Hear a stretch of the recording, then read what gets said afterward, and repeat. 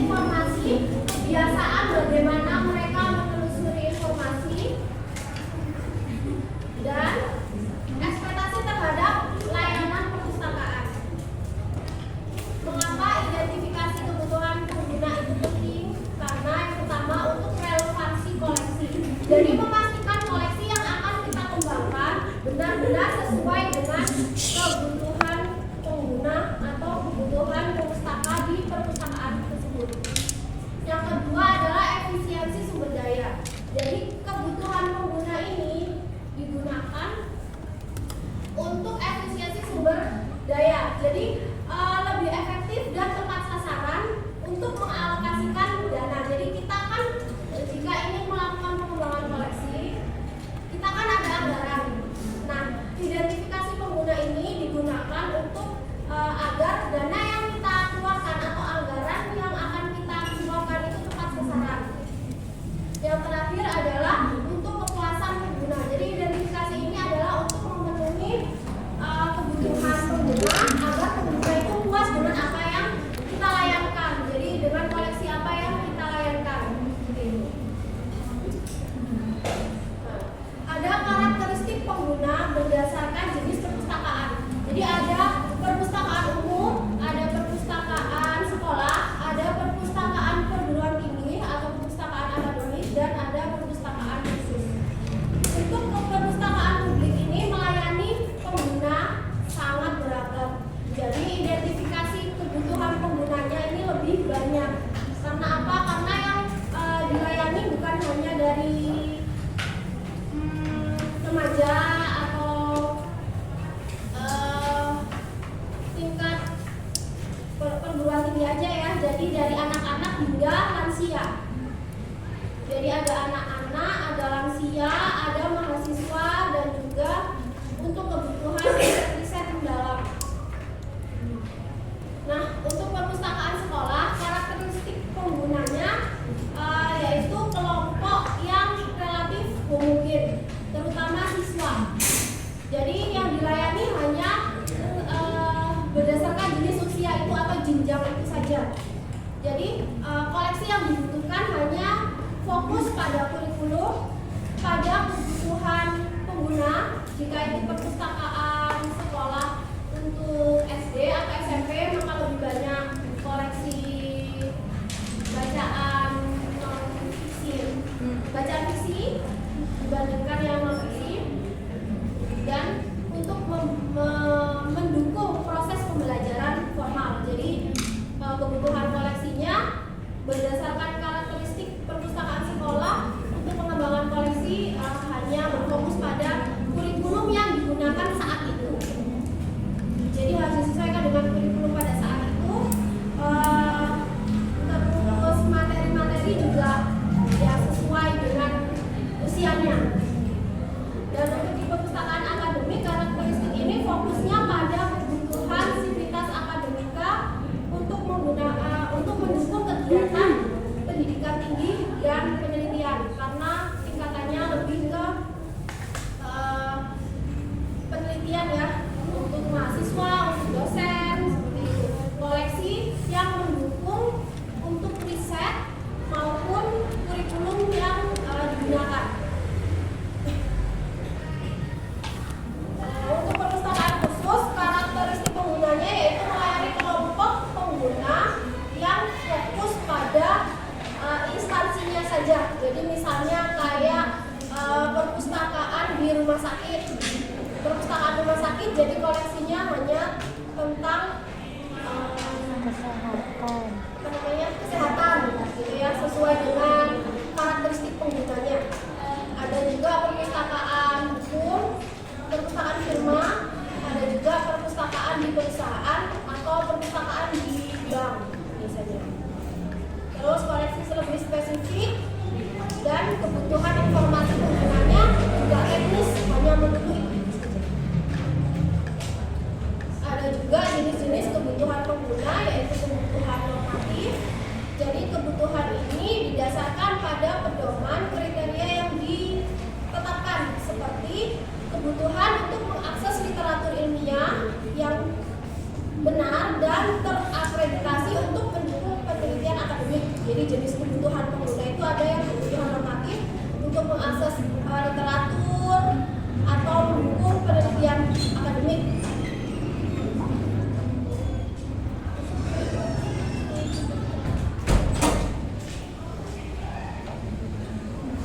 Ada kebutuhan yang muncul dari perasaan, instruksi, atau pengalaman personal pengguna. Jadi seorang ini ingin mempelajari topik tertentu meskipun dia belum memiliki tujuan untuk apa dia mempelajari topik tersebut.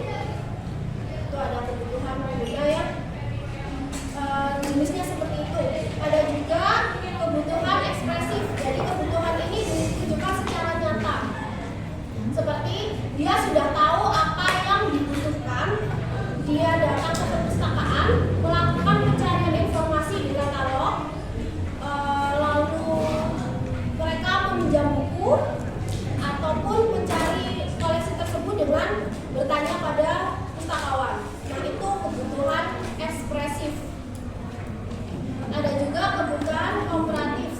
Kebutuhan yang diukur dan dievaluasi dengan membandingkan kebutuhan pengguna di suatu tempat dan pengguna di tempat lain. Jadi membandingkan kebutuhan di tempat perpustakaan UIN dengan perpustakaan UI misalnya, atau standar yang telah ditetapkan secara eksternal. Jadi punya kebutuhan sendiri dibanding mereka itu membandingkan kebutuhan. Nah, ada juga bedanya kebutuhan dan keinginan. Jadi kebutuhan itu perspektif profesional pustakawan. Jadi pustakawan sendiri untuk menyediakan materi yang berkualitas tinggi dan secara objektif penting untuk pengguna. Jadi kebutuhan ini didasarkan oleh analisis profesional seperti mengutamakan kualitas. Jadi kita mengadakan buku ini, mengembangkan koleksi ini tuh kualitasnya relevan dengan keadaan sekarang. Misalnya ini adalah materi terbaru atau buku yang terbaru seperti itu. Sesuailah relevan dan mendukung tujuan untuk riset. Itu adalah kebutuhan. Jadi kita itu melakukan pengadaan koleksi sesuai dengan kebutuhan. Nah, beda dengan keinginan. Keinginan ini pengguna yang meminta. Jadi usulan buku biasanya kan ada usul buku baru biasanya di perpustakaan. Nah, itu berdasarkan keinginan pengguna atau keinginan secara langsung yang penting untuk kepuasan pengguna dan berkelanjutan dengan hubungan anggaran perpustakaan. Jadi berdasarkan permintaan langsung dari pengguna, tujuannya adalah untuk mengutamakan kepuasan dan popularitas. Jadi beda antara kebutuhan itu yang dibutuhkan dan keinginan yang diinginkan. Jadi itu sering dilemanya bagaimana menyeimbangkan antara menyediakan apa yang dibutuhkan dan apa yang diinginkan oleh pengguna. Nah, itu biasanya ya dilemanya seperti itu sih. Ada kebutuhan dan pola pencarian informasi. Ada hubungannya. Ada kebutuhan informasi.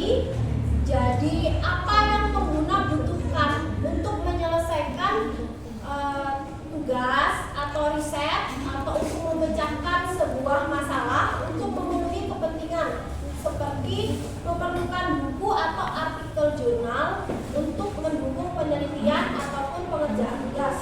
Nah, lalu kita lihat pola pencariannya. Pola pencarian informasi apa yang dilakukan, bagaimana cara dan strategi yang digunakan untuk mencari informasi yang dibutuhkan. Mereka dapat menggunakan internet ataupun bertanya pada pustakawan langsung dengan berkunjung ke perpustakaan. Nah, ada juga akses dan evaluasi, yaitu proses pengguna dalam mengakses, mengevaluasi dan menggunakan informasi yang telah mereka temukan.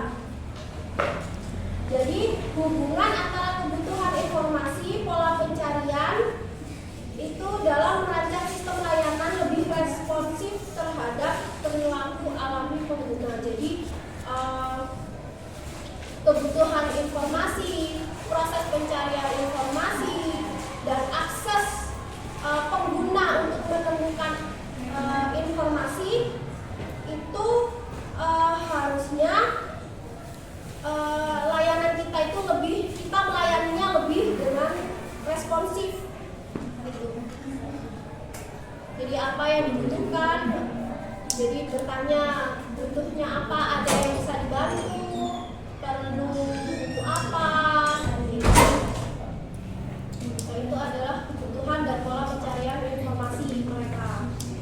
Kalau ada yang bertanya, ya kita arahkan. Ada juga model perilaku pencarian informasi. Ada model klasik dan model rasional. Pengguna memulai pencarian dengan pertanyaan atau kebutuhan yang masih tidak jelas. Jadi mereka datang ke perpustakaan mencari, tapi mereka masih bingung apa yang dicari. Nah, kemudian secara bertahap mencari lebih banyak informasi untuk memperjelas dan mempersempit fokus pencarian. Jadi dimulai dari ketidakpastian, ada proses eksplorasi bertahap dan penyempurnaan query. Itu model-model perilaku pencarian informasi. Ada juga model rasional. Pencari ini dilakukan dengan pendekatan yang lebih terstruktur, menggunakan langkah logis, menggunakan katalog. Jadi ada agar cepat dan tepat informasi yang dicari, perencanaan pencarian lebih matang, penggunaan sumber daya yang tepat sasaran, dan strategi pencarian yang efisien. Jadi ada dua model perilaku pencarian informasi, yaitu dengan mereka sama-sama tidak tahu apa-apa, datang ke perpustakaan, bertanya pada pustaka. Ada juga yang lebih rasional, mereka datang dengan tujuan saya ingin mencari materi apa gitu. Jadi mereka langsung datang, langsung ke katalog mencari, dan mereka langsung mencari ke tempat informasi itu ada.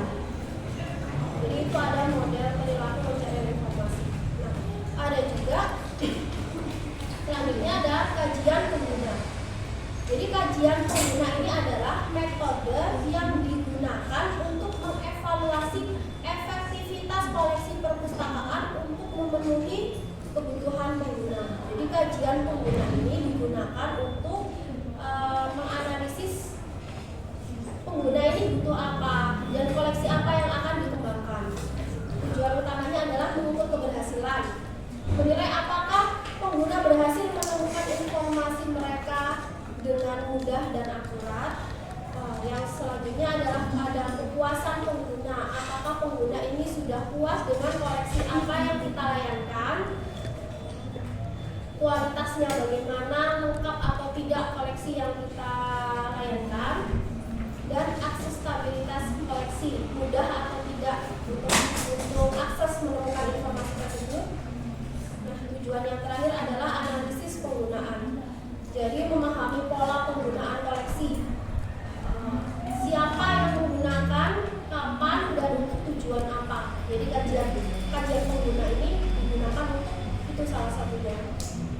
Untuk menganalisis penggunaan koleksi, siapa yang akan menggunakan sesuai dengan tempat perpustakaan itu, entah perpustakaan sekolah atau perpustakaan umum, perpustakaan khusus maupun perguruan tinggi. Ada beberapa unsur dan penjaringan data dalam kajian pengguna.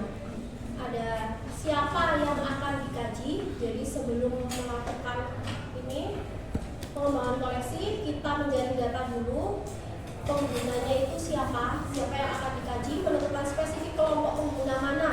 Jadi dari kelompok perpustakaan apa tadi, kelompok perpustakaan sekolah, perpustakaan umum kan. Nah, kalau dari perpustakaan umum penggunanya siapa, kalau perpustakaan khusus pun perpustakaan khusus apa, instansi apa, yang dibutuhkan apa gitu. Siapa yang dikaji dulu, terus di mana data dikumpulkan, di mana ini di perpustakaan apa, spesifik lokasi,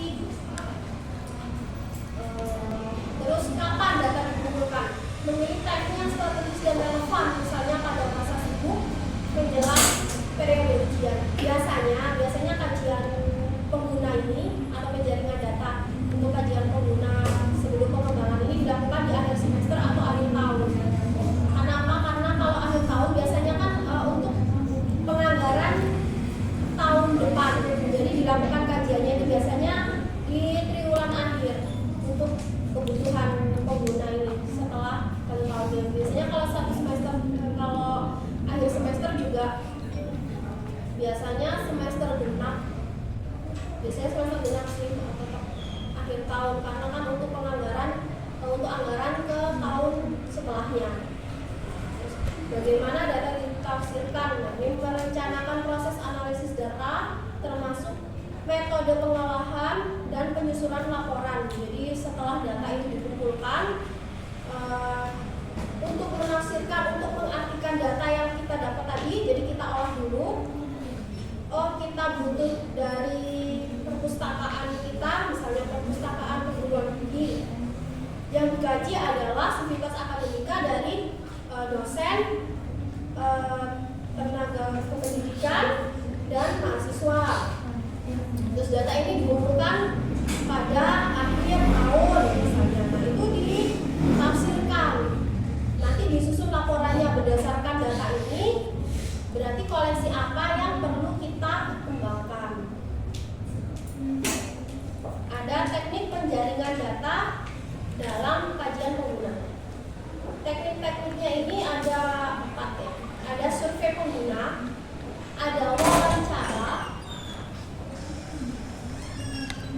ada juga observasi langsung, ada juga dengan analisis data penggunaan. Jadi survei pengguna ini menyebarkan kuesioner terstruktur untuk mengumpulkan data, pola penggunaan koleksi, tingkat kepuasan, dan preferensi informasi dalam skala yang luas. Jadi survei pengguna ini biasanya ada di perpustakaan-perpustakaan. Kalau perpustakaan umum biasanya mereka itu ada survei melalui BA biasanya. Jadi kalau kita jadi pemustaka, jadi anggota perpustakaan umum, biasanya dalam 1 tahun itu ada survei pengguna. Nah, itu biasanya dikirim melalui BA karena kan data kita biasanya udah terekam. Nah, kalau perpustakaan akademik itu biasanya lewat barcode aja sih, usulan buku biasanya kan ada usul buku, silakan usul buku. Nah, itu ada juga lewat wawancara mendalam, tapi wawancara mendalam ini jarang digunakan karena menghabiskan waktu biasanya, terlalu lama kan untuk wawancara ini. Jadi melakukan percakapan seminar untuk menggali informasi tentang pengalaman, persepsi pengguna tentang layanan, tentang persepsi tentang koleksi. Ada juga observasi langsung. Observasi langsung ini biasanya pustakawan hanya melihat, seperti kalau di perpustakaan seni, di lantai mana pustaka itu sering berkunjung. Jadi hanya mengamati bagaimana mereka itu mencari informasi, bagaimana mereka itu menemukan informasi di mana saja buku yang sering dipinjam, seperti itu. Mereka sering membaca di lantai berapa, kelas apa yang sering mereka cari, nah seperti itu. Ada juga melalui analisis data penggunaan. Analisis data ini lebih akurat karena kita menganalisis kebutuhan pengguna itu melalui buku yang sering dipinjam. Jadi ada data buku yang sering dipinjam itu buku kelas berapa, buku tentang apa. Terus juga ada dari OPAK. Jadi OPAK, buku yang sering dicari itu buku apa. Nah, buku itu ada nggak kira-kira? Tapi kebanyakan kalau di sini saya beberapa kali ke perpustakaan pusat itu cari buku, nggak ada bukunya. Itu buku goib. Jadi saya kesana nggak ada nih bukunya. Terus Pak ini ada statusnya ada di OPAK tapi ini nggak ada. Katanya masih di bawah, gitu. Masih di bawah. Mungkin masih diolah belum dibawa ke atas. Oh iya. Nanti siang kesana lagi udah tetap aja nggak ada. Besok kesana nggak ada lagi. Itu ada yang kayak gitu.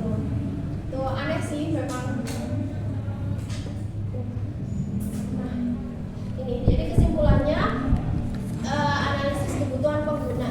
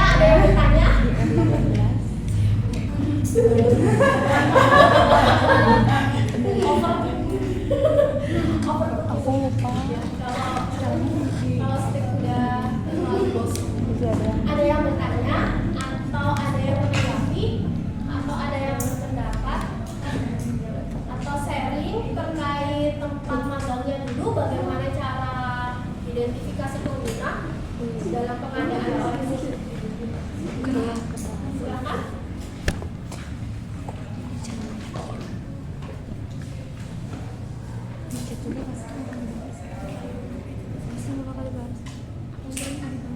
yang sharing pengalaman. Tapi Sudah makan semua kan? Belajar itu pengembangan koleksi di sana atau seleksi informasi.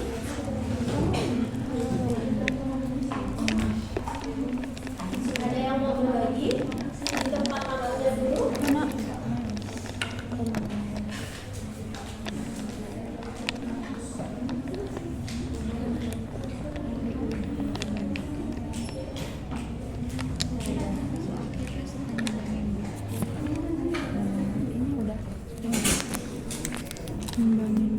Ih, gemar.